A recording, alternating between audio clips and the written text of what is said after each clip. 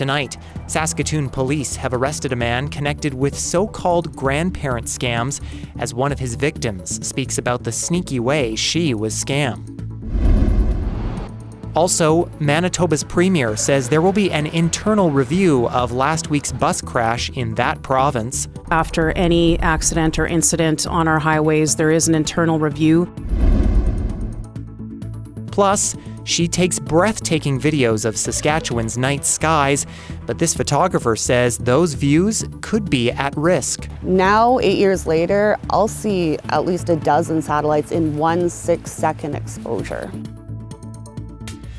This is CBC Saskatchewan News.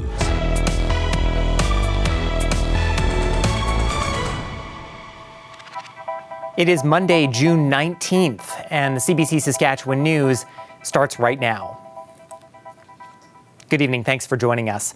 A 75-year-old Regina woman who fell prey to what's known as the Grandparent scam is sharing her story. She says fraudsters used technology to mimic her grandson's voice, and experts say AI is making it easy for criminals to deceive seniors. Aishwarya Duda has the story and a note. We've agreed to hide the woman's identity so she won't be targeted by other scammers. It sounded just like my grandson. It did. The voice was everything. The 75-year-old Regina woman was shocked when she got a call from her grandson asking for money. The woman, who we'll call Jane, now knows she was the target of what's called the grandparent scam. Her son says the fraudsters used voice cloning technology. And she'll to this day say that it was her grandson on the phone. But the important thing is here that somehow his voice, the voice of my son, was captured, and she says it was his voice on the phone, but it wasn't him. Jane believed her grandson had been in an accident and needed bail money. She went to the bank and withdrew over $7,000, which she handed over to a stranger who claimed to be a bail collector. She got another call asking for more money, and just when she was about to hand over another $9,500, she discovered that she was being scammed. In addition to don't believe everything you read, don't believe everything you see, now it's also going to be don't believe everything you hear. Security expert Jonathan Anderson says it has become cheap and easy for fraudsters to effectively mimic someone's voice. With play.ht, you can clone your own voice. He says it can take as little as 30 seconds of decent quality audio to clone somebody's voice. Then you can feed it into some of these online subscription-based services. In the case of the samples that I was creating, I used a commercial service that had a monthly subscription that's normally $5 a month, but they had a sale, so it was $1 per month. As far as Jane's scammer is concerned, Saskatoon police say they've arrested a man and that he had more than 10 victims in Regina and Saskatoon. The fraudsters rely on fear and panic to get people to act. So if you feel scared or you feel panicked and rushed to act, like time is on your side as a victim. You can stop, check, think, is it a scam? Saskatoon police say no one in the legal profession will demand money over the phone in Canada. Aishwarya Duda, CBC News, Saskatoon. A member of the Canadian Forces Snowbirds has been charged with sexual assault. The news came from the Department of National Defence this afternoon. In its news release, the DND says Major Stephen Hurlbut, a pilot with the Snowbirds based in Moose Jaw, faces 1 count of sexual assault. It comes after a complaint of sexual misconduct from a member of the Canadian Armed Forces. The incident allegedly happened in Barrie, Ontario, but it's not clear when it happened. According to the Snowbirds website, Hurlbut is from Calgary and joined the team in 2021. The Snowbirds plan to perform shows as an 8-aircraft team instead of a 9-aircraft team for the foreseeable future. Police in Manitoba say it will take some time to figure out what happened to cause last week's collision that left 15 people dead and another 10 in hospital. RCMP officials say they've begun interviewing survivors, and Manitoba's premier says there will be an internal review of the accident. Cameron McIntosh has more. Traffic back to its busy normal. Flowers lay by the side of the highway. A small but stark reminder of what police say will take weeks, if not months, to investigate. accuracy is paramount. On Thursday, 15 seniors were killed on a casino trip. The minibus they were traveling in was crossing the Trans-Canada Highway.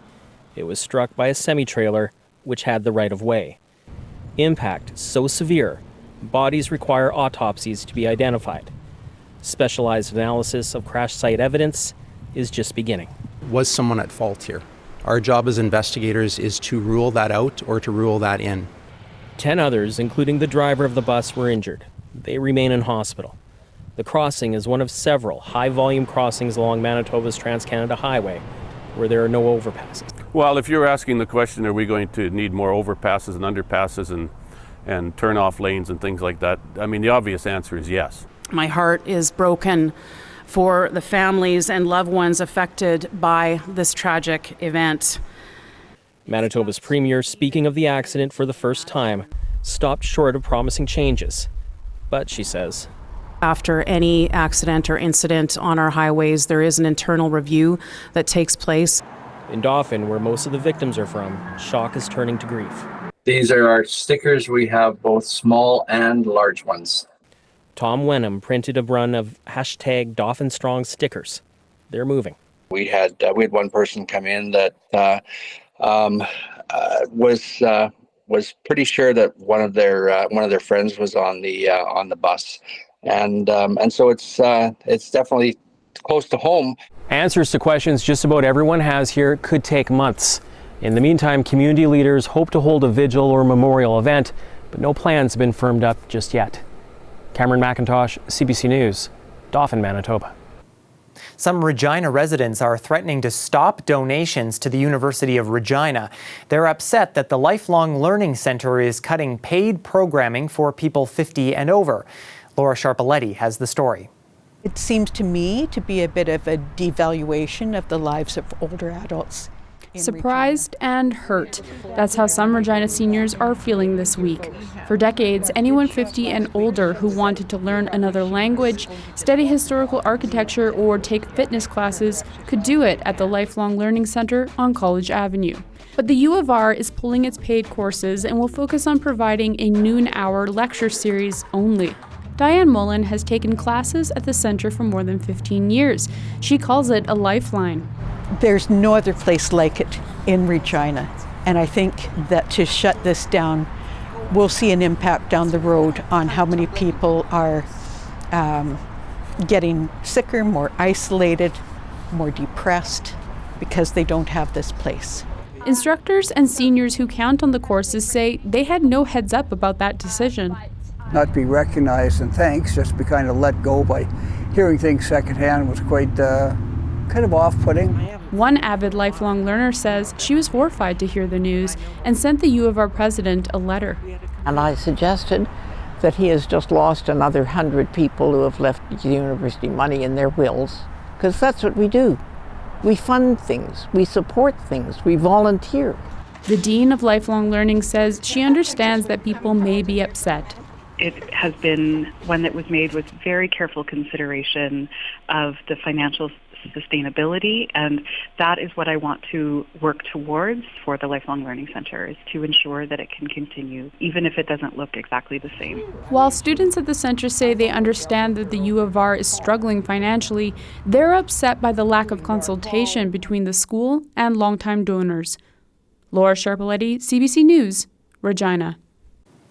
WestJet says it is boosting the number of summer flights it's offering from Saskatoon, including direct runs to Minnesota. This morning, the first flight on the new Saskatoon to Minneapolis run took off. The airline says there will be 3 outbound flights a week, plus 3 flights from Minneapolis. The flights run Monday, Wednesday, and Friday. It says the direct flights to Minneapolis will make it easier for people in Saskatoon to connect to Boston, Miami, New York, and other U.S. destinations. A credit card customer is out thousands after signing up for a secured card that promises to help fix credit scores, but left her worse off than when she started. As Rosa Marcatelli from our Go Public unit reports, her story takes another turn she didn't expect. We're looking at NSF fees, return checks. That's been the hardest part, is being charged an NSF fee. And when I knew I could have had that money That was my money. Constance McCall is one of thousands of Canadians who signed up for a secured visa through a company called Plastic. It promises to improve credit scores. Customers put down a security deposit to get the card, often people with poor credit. And when they cancel their cards, they're supposed to get that money back.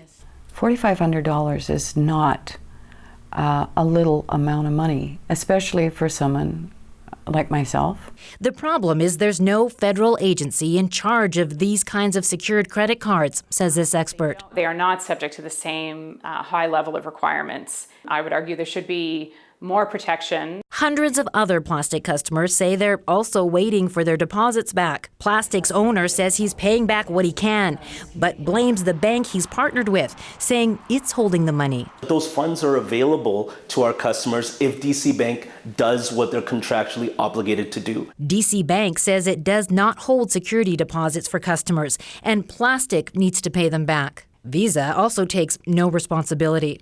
And if that's not enough, Go Public uncovered more unhappy customers from Oma Bamadero's former business in used car sales. While you're getting into the credit card business, you are also breaking a consumer protection law with your used car business, where you didn't pay off those liens. You know what I'm talking about. And that ruined those people's credit ratings. So what would you say to your Plastic customers who hear that? That's actually not really what happened. So let me be very clear. Back when I had the car loan business, or the car company, that deal was done in another office. So we had multiple offices, and I, as the owner, as a partner in the company, you always have to take responsibility. McCall says she wouldn't have signed up for a Plastic visa if she'd known about the conviction. Here's what she told us. After Go Public brought McCall's case to Oma Bamadero's attention, Plastic refunded her $4,500. Rosa Marcatelli, CBC News, Calgary. Well, the timely rains yesterday are helping crops sprout up across the province, and the sun has come out to give them an extra helping hand. And even the gophers are definitely taking advantage of the nice day as well. They may be taking shelter from the rain again soon enough, though. Meteorologist John Sauter has our forecast when we come back.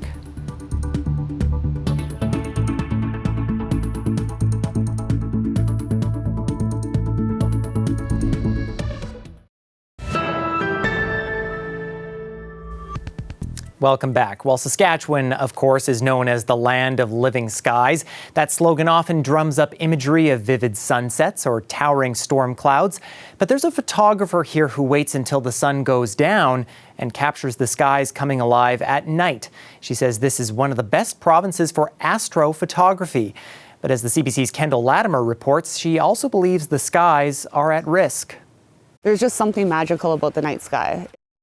Janine Halawachuk spends hours in her car chasing and waiting for the northern lights and other wonders of the night sky. Every time I can watch a huge storm exploding, I just can't even believe it. And I just could be in the middle of nowhere all by myself, just screaming, all excited at the sky. Halawachuk says Saskatchewan is the perfect place to capture the lights because we can even see them in the summertime. It's really special, actually, because it's a very small section of the world that can see the northern lights in the summer. The photographer has watched the sky for years, and she's noticed some concerning changes. When I first started photography, I would see, a couple satellites in my photos throughout the night. Now, 8 years later, I'll see at least a dozen satellites in 1 6-second exposure. Halawachuk says the night sky deserves protection. Astronomer Samantha Lawler is also calling for action. There's so much traditional knowledge from cultures around the world that's wrapped up in watching the constellations. And suddenly there's this human-made influence that's changing the way that looks for everybody in the world. She says if companies follow through on their launch plans, it won't be long before there are more than 10 times as many satellites in orbit. And Saskatchewan would be a place where the satellite traffic is most visible. So at the worst, when you look up at the sky, you could see 1 out of 15 points that you can see with your eyes. are actually moving, right? So that's really horrifying to me. That's where we're headed if satellite companies don't make it more of a priority to make their satellites fainter and to use fewer of them. Lawler says incentives and regulations are needed, but she also wants people to push for change. Through her photography, Holowachuk has been raising awareness about what's at stake. She's also encouraging people to appreciate the sky now before it becomes more crowded. Kendall Latimer, CBC News, Hudson Bay. This weather update is brought to you by Mercedes-Benz Regina, proud member of the Capital Automotive Group.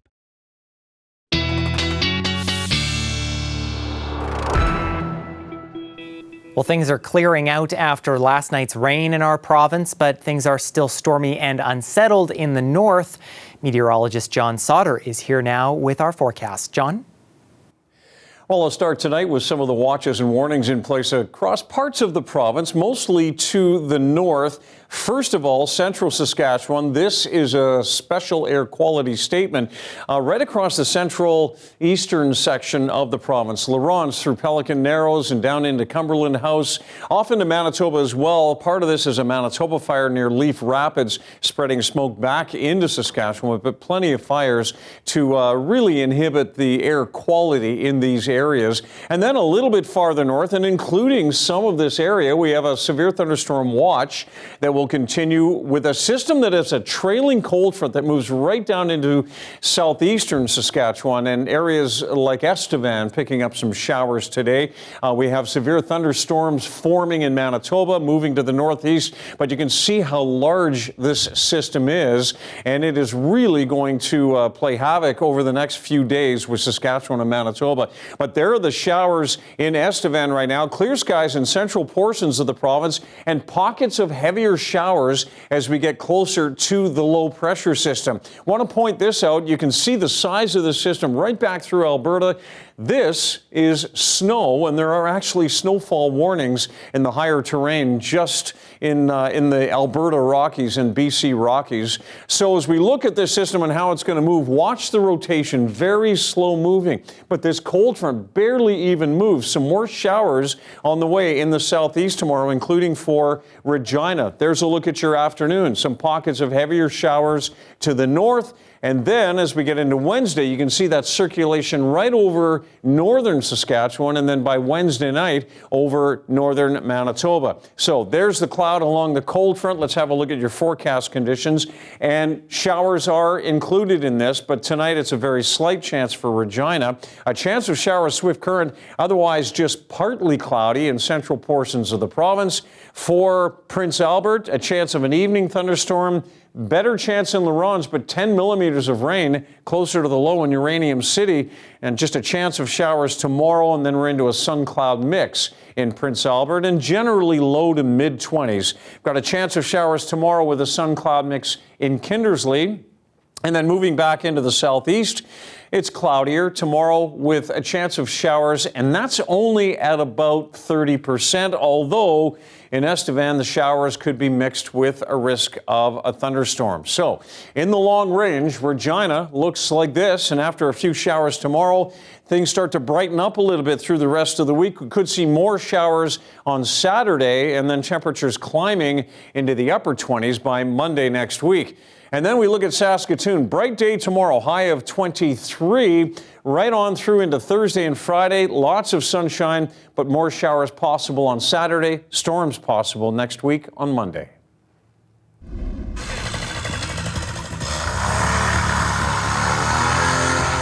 It's up and away for a group of Brazilian paramotoring enthusiasts who took to the air for a bird's-eye view of the pyramids in Giza, Egypt. They flew about 200 meters above the famous monuments. Some larger paramotor units allow for both a pilot and a passenger to take in the aerial views. We're back after the break.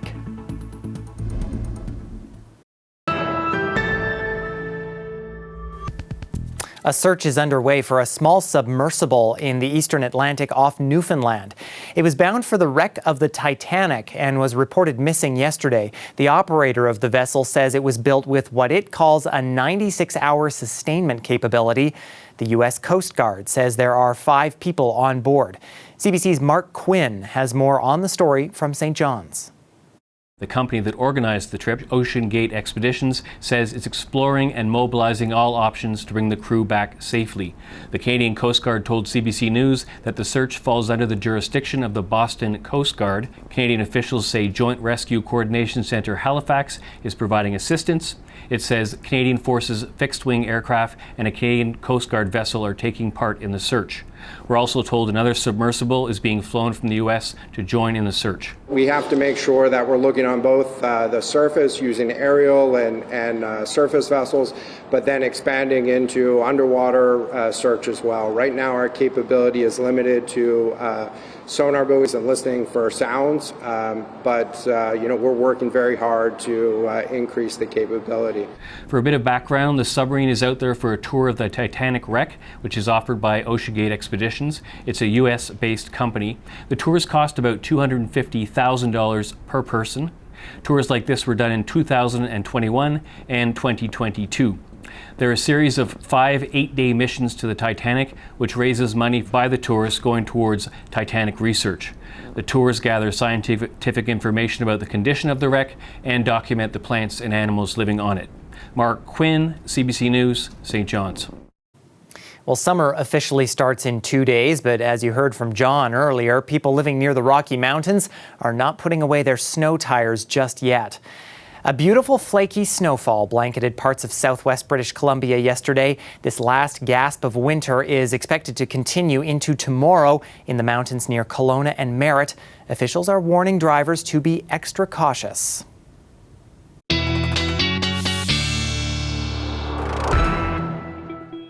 Well, here is a quick peek at some of your weather for tonight and early tomorrow. And in Regina, we've had a lot of cloud around today, but that cloud starts to clear up a little bit in the overnight.